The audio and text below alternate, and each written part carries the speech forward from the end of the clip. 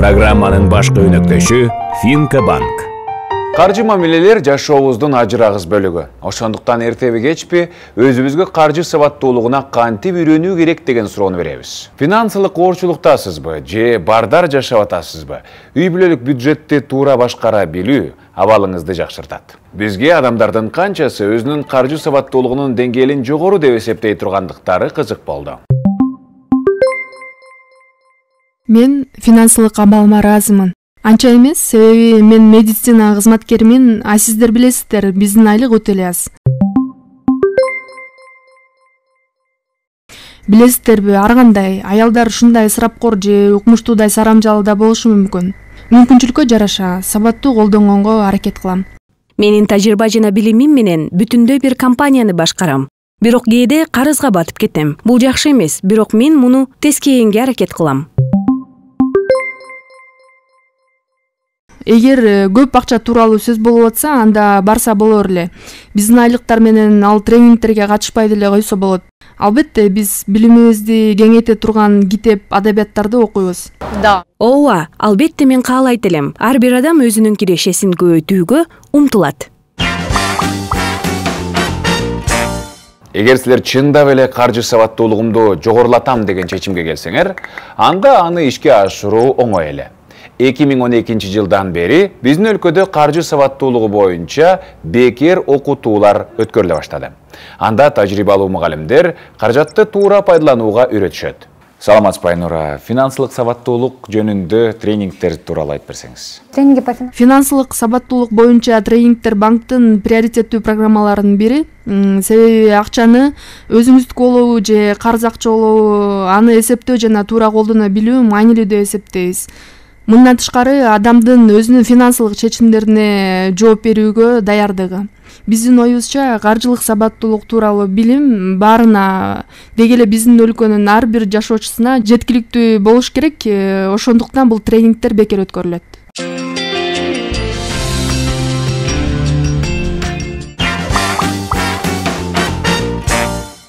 Акча албетте биздин жашоодогу эң башкы нерсе эмес.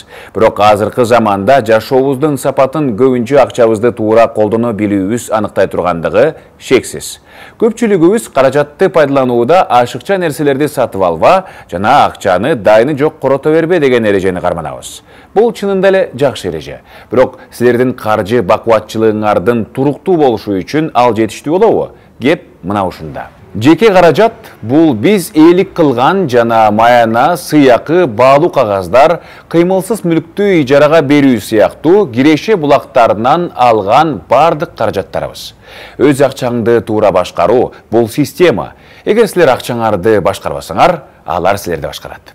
Төмөндө биз жеке каражатты башкаруунун бардык артыкчылыктары менен кемчиликтери эске алынган мисалды келтиребиз. Анда өзүнүн акчасын пайдаланууда бири-биринен таптакыр айырмаланып турган X жана Y мырзалар жөнүндө кеп болот. X мырза ай сайын белгилүү бир суммадагы кирешеге ээ. Ал эч кандай плансыз эле каалаган нерселерин сатып алып, акчасын натыйжасыз пайдаланат. Кийим алгысы келсе же мобилдик телефондун жаңы үлгүсү жагып калса, ойлонбостон туруп дароо сатып алат. Көбүнчө 3 жумадан кийин анын акчасы түгөнүп, айлыкка чейин активдүү акча издөө процесси башталат. Албетте, мындай шартта ай сайын кичине болсо да акча үнөмдөп коюу жөнүндө сөз дагы болушу мүмкүн эмес. Эми Y мырзаны карап көрөлү. Ал жеке каражаттарын пайдаланууну жана аны дайыма эсептеп туруу аркылуу башкарууну билет. Бул анын акчасы көзөмөлсүз, башаламан коротулбайт дегенди билдирет. Y мырза өз каражатын натыйжалуу башкарат. Анткени анда чыгымдарын пландап, ай сайын белгилүү бир сумманы үнөмдөп коюуга шарт түзгөн жеке бюджети бар. Ошол эле маалда Y мырза бардык нерселер үчүн эле акчасын үнөмдөп, эч нерсе сатып албайт деп айтууга болбойт.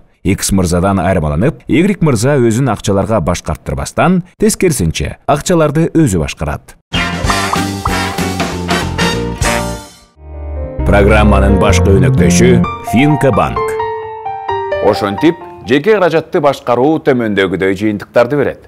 Өзүңүздүн каржы абалыңызды туура баалоо, бюджетиңиздеги алсыз жерлерди аныктоо жана аларды жоюу, каржы агымдарыңызды кыйла натыйжалуураак башкаруу, алдыдагы чыгымдарды чыныгы дареметиңизди эске алуу менен пландоо, үнөмдөлгөн акчаны инвестициялоо максатында чогултуу, каржы абалыңызды кыйла жакшыртуу.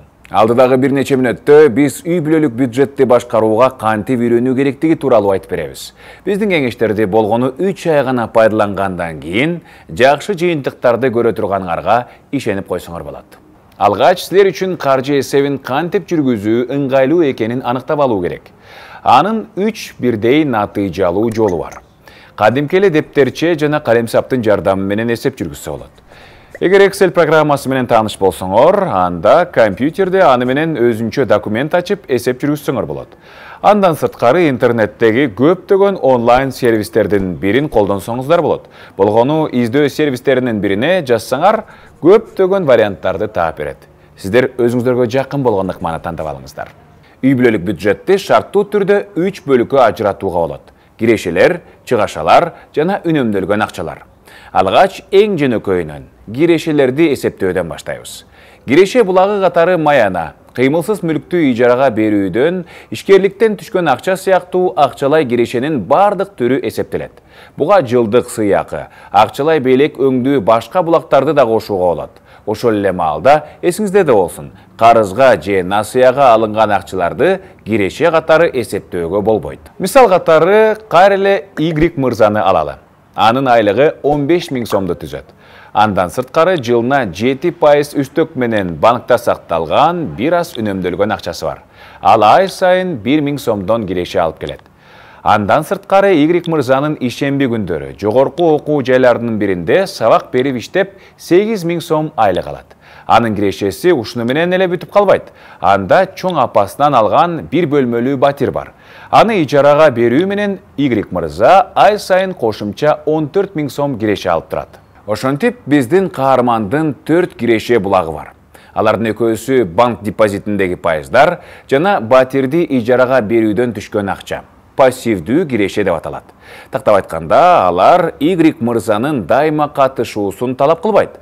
Ал эми алгачкы 2 каржы булагы активдүү киреше деп аталат. Анткени каарманыбыз ага өзүнүн убактысынын көбүн жумшоодо. Силер да ушундай эле жол менен өз кирешеңерди эсептеп чыккыла. Бул таптакыр оор эмес. Эгер кирешеңерди О2 деле оңой эсептеп коем деп ойлоп жатсаңыз, анда биз сизди эринбестен бардыгын кагазга түшүрүүгө чакырабыз. Кийин сөзсүз жардамы болот. Андан кийин чыгымдарды эсептеп чыгуу керек. Бул кыйла оор болгону менен өтө маанилүү. Эгер биз өз чыгымыбыздын так суммасын билбесек, анда кантип алардын чынында эле зарыл же зарыл эмес экенин аныктай алабыз. Эң башкысы ден соолугуңузга жана жашооңузга зыян келтирбегидей кылып баш тартууга мүмкүн болгон чыгымдарды аныктап алуу зарыл. Чыгымдарды зарыл жана кошумча деп экиге бөлүү керек. Зарыл чыгымдар бул адам аларсыз жашай албай турган бардык керектүү нерселер. Эгер жакшылап ойлонуп көрсөк, чынында жашоо үчүн зарыл болгон андай чыгымдар көп деле эмес. Тамак аш чыгымдары, жашоо чыгымдары, кийим жана бут кийим, дарылануу чыгымдары. Сиздер көрүп тургандай, азыркы заманда жашоо үчүн зарыл болгон чыгымдар өтө деле көп эмес. Бул жерде интернет, планшет, ноутбук жана мобилдик телефонго кеткен чыгымдар кайда деген суроолор жаралышы мүмкүн. Алардын бардыгы кошумча чыгымдарга кирет. Кошумча чыгымдарга жашоо үчүн зарыл болбогон бардык чыгымдарды кошууга болот. Бул жерде белгилеп кетчү нерсе, кошумча чыгымдарга жаңылыштык менен зарыл чыгымдарга кошулуп калган керексиз чыгымдар да кирет. Мисалы, 4 шымы бар экенине карабастан дагы бирөөнү сатып алуу. Чыгымдарды көзөмөлдөөнү үйрөнүү үчүн алгач аларды тактап, майда баратына чейин толук аныктай билүү зарыл. Бардык чыгымдарды жазып туруу керек. Бул сиздин аягына чейин барып, коюлган суроолорго жоопторду алышыңыз үчүн маанилүү болгон негизги шарттардын бири. Көпчүлүк адамдар бул көп убакытты алат деген жүйө менен ал жөнөкөй эле ишти аткаруудан баш тартышат. Чынында бул үчүн сиздин күнүнө 10-15 мүнөтүңүз гана кетет. Атайын кичинекей дептерчи ачып, же чыгымдарды телефонго жазып тургула. Чыгымдарыңарды болушунча толугураак жазгыла. Мындай эсепте болгону 3 гана ай жүргүзсөңөр болот. Эмнеге 3 ай? Анткени бул мезгилде силер негизги чыгымдарды аныктоого жетишип, аларга зарыл болгон сумманы алдын ала алып коюп турасыңар. Мисал катары кайрадан эле Y мырзанын эсептөөлөрүн алалы. Бул таблицада силер каарманыбыздын бир айдагы бардык чыгымын жазып турганын көрүп жатасыздар. Жыйынтыгында чыгашалардын суммасы менен кирешелердин суммасы тең болгон. Бул Y мырзага жакпай, ал кыскартууга мүмкүн болгон чыгымдарды аныктап чыккан. Игрик мырза кафеде түштөнүү үчүн ашыкча акча коротуп жатам деген чечимге келген. Андан соң ал башка кесиптештери менен бирге жумушта эле тамактанууга өткөн. Ошентип анын түштөнүү үчүн кеткен чыгымы 2 эсеге азайып, 3150 сомду түзүп калган. Андан тышкары Игрик мырза маршруттук такси менен жүрүүнү туура көрүп, анын жол чыгымдары да кыскарган. Жыйынтыгында анын 1 айлык транспорттук чыгымы 1000 сомду түзгөн. Ошондой эле каарманыбыз уюлдук операторлордун тарифтерин карап чыгып, тарифтик планын алмаштырган. Муну менен анын мобилдик байланыш үчүн кеткен чыгымы 350 сомду түзгөн. Аягында көңүл ачууга жумшалган чыгымдарын кайрадан карап чыгып, аларды 4000 сомго чейин кыскарткан. Жыйынтыгында кийинки айда Игрик мырзанын жалпы чыгымдары 11550 сомго азайган. Ушул учурдан баштап каарманыбыз өз бюджетин оптималдаштырып, жашоосуна зыян келтирбестен туруп чыгымдарын кыскартып, акчасын үнөмдөп чогулта баштоо мүмкүндүгүнө ээ болгон. Биз силерге үй бүлөлүк бюджетти башкаруунун эң жөнөкөй жана эң натыйжалуу жолу тууралуу айтып бердик. Кимдир бирөө бул нерсени өзгөртүүгө мүмкүн болбогу да эле өтө жөнөкөй ыкма деп ойлошу мүмкүн. Бирок эгер сиздер 3 ай бул кеңештерди аткарсаңыздар, капчыгыңардын кыйла калыңдап калганын байкайсыздар. Ал эми үнөмдөлгөн акчаларды кантип туура пайдалануу керектиги тууралуу биз кийинки чыгарылыштарыбызда айтып беребиз. Сиз бир нерсе сатып алайын деп, бирок колуңузда бар акча ага жетпей жатат деп коелу. Мындай учурда эмне кылуу керек? Көпчүлүк учурларда 2 гана жолу бар. Жетишпеген сумманы чогултуу же насыя алуу. Сиз акчанын чогулганын күткүңүз келбей, ал нерсени дароо азыр сатып алууну каалап жатасыз дейли. Мындай учурда сиз жетишпеген сумманы карызга берип турчу бирөөнү издешиңиз керек. Ал тууганыңыз, досторуңуз, банктар же кичи каржы уюмдары болушу мүмкүн. Туугандар менен достордон акча алуунун шарттарын формалдаштырууга мүмкүн эмес. Ошондуктан бул вариантка кеңири токтолбойбуз. А эгер сиз банктан насыя алуу жолун караштырып жатсаңыз, анда биз азыр банкты туура тандоо жана пайдалуу шарттарда насыя алуунун жолдору жөнүндө айтып беребиз. Биринчиден, насыя берүү боюнча көптөгөн сунуштар бар. Силер өзүңөргө кандай насыя керек экенин аныктап алышыңар керек. Мисалы, батир алуу үчүн ипотекалык насыя же автоунаа сыяктуу башка товар алуу үчүн керектөөчү насыя. Экинчиден, банктар көп жана алардын ар биринде насыя берүү шарттары ар башка. Калкка насыя берүү менен 20дан ашык банк алектенет. Ошондуктан алга жылга отуруп, тандоо үчүн 2-3 банкты гана калтыруу керек. Алардын арасында сиз буга чейин акча которуу, карта жана маяна алуу сыяктуу кызматтар менен пайдаланып жүргөн банкка көңүл бурушуңуз зарыл. Бул учурда силер арзандатууларга үмүт кыла аласыңар. Банктын беделин кантип аныктоого болот? Дүйнөдө банктардын беделин, кадыр баркын баалоо менен алектенген бүтүндөй бир уюмдар, рейтингдөө агенттиктери бар. Бирок ал рейтингтердин баарын эле түшүнө бербеген биз сыяктуу жөнөкөй адамдар эмне кылышы керек? Биз ачык, жеткиликтүү болгон маалыматтарды анализдесек болот. Аларды көбүнчө интернеттен алууга мүмкүн. Силер тандаган банкка байланышкан акыркы жаңылыктарды, алардын темасын жана ички мазмунун караңыздар. Эгер ал банктын чыр-чатактарга, териштирүүлөргө байланышы бар болсо, анда ага кайрылбай эле койгонуңар туура болот. Ошондой эле банк тууралуу кардарлардын пикирлерине жана анын иш тажрыйбасына көңүл буруу керек.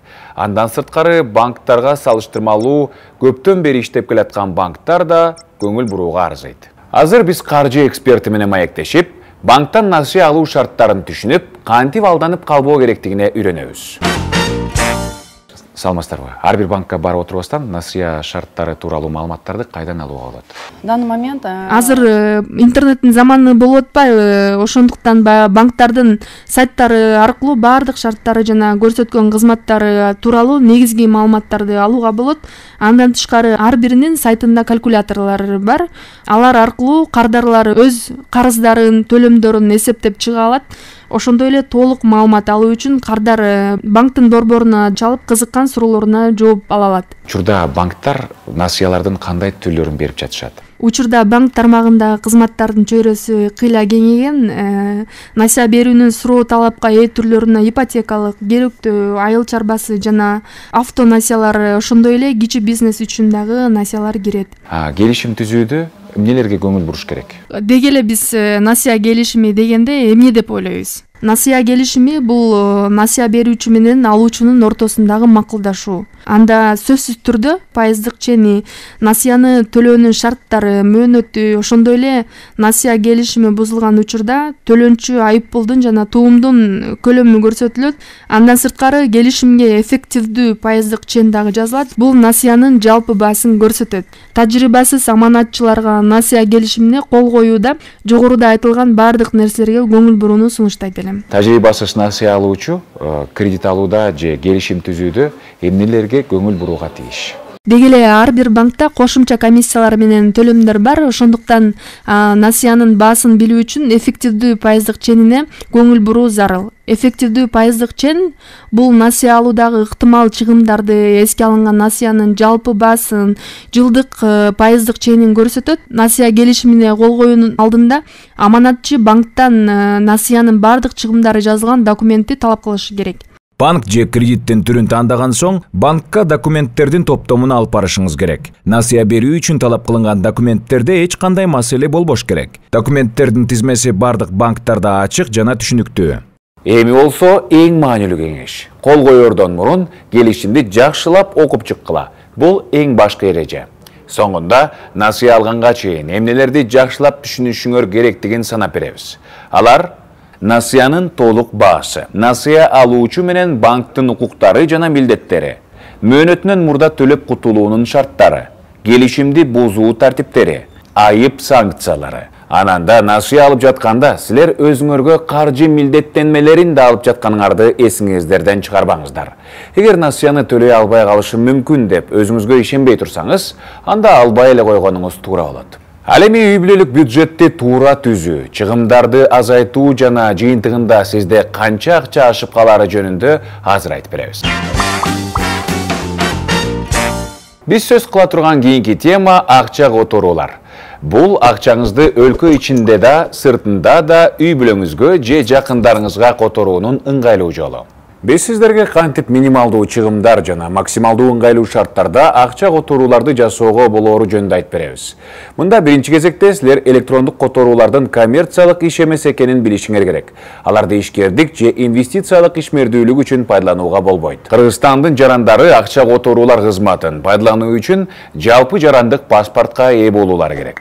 Аскер кызматкерлери аскердик билеттерин көрсөтүштө болот. Кыргызстандын аймагында туруктуу жашаган чет өлкөлүк жарандар үчүн өлкөдө жашап туруу укугун берген документтер. Ал эми убактылуу жашап жаткан чет өлкөлүктөр үчүн тышкы паспорттары талап кылынат. Зульфия, саламатсызбы? Бизге акча которуулардын түрлөрү тууралуу айтып берсеңиз. На рынке. Биздин Кыргызстан рыногунда банктар көптөгөн которуунун түрлөрүн сунушташат. Эсеп ачпай туруп которуу бар, адатта алар Контакт, Юнистрим, Золотая корона, Western Union сыяктуу акча системалары аркылуу жүрөт. Эл аралык которуу системалары да бар. Андан тышкары чет өлкөлүк валюталарда дүйнөнүн каалаган бурчуна акча которуу. Ошондой эле Кыргызстандын ичинде жергиликтүү банктардын ортосунда улуттук валюта менен акча которуу мүмкүнчүлүктөрү бар. Кардарлар акча которууда кандай тоскоолдуктарга калышы мүмкүн? Да, проблема. Ооба, кардарда акча которуу кылганга келгенде маселелер жаралат. Мөөнөтү өтүп кеткен паспорт менен келип алышса, биз ал кардарды тейлей албайбыз. Кардарда негизинен паспорт жок болуп калышы да мүмкүн. Андай учурда дагы акчасын ала албай калышат. Россиядан которушат, туугандары эле билген кызгатын жазып коюшат. Паспорттогу толук аты жөнү туура келбей калат. Көйгөйлөр дайым эле эмес, бирок болуп турат. Бул учурда банктар дайым жардамын аябайт. Которуудагы бардык маселени чечип бергенге аракет кылышат. Акча алуу үчүн адам тескөөчү номер жана өздүгүн аныктаган документин көргөзүшү керек. Эгер акча берүүдө идентификация өткөрүлсө, банк кардардын алдында бардык милдеттенмелерин аткарган болуп эсептелет. Эсиңиздерде болсун, каалаган акча которууларда банк жөн гана кызматын аткарат жана алуучу менен жөнөтүүчүнүн ортосундагы мамилеге аралашпайт. Ошондой эле ал акча эмне үчүн жана эмнеге ошондой өлчөмдө жөнөтүлүп жатканын териштирбейт. Программанын башкы өнөктөшү Финка банк. Эгер акчаны карыз үчүн жөнөтүп жатсаңыз, анда операцияны ишке ашыруудан мурун ишеним кат алыңыз. анда акчаны кайтаруу мөөнөтү жана шарттары камтылышы зарыл. Акча которуу арызында көрсөтүлгөн бардык маалыматтарды кылдаттык менен текшерип, акча алууда талап кылынчу маалыматтардын жашырундуулугу сакталышы абзел. Алдамчылыктардын алдын алуу үчүн аларды акча алуучу адамга гана айткыла.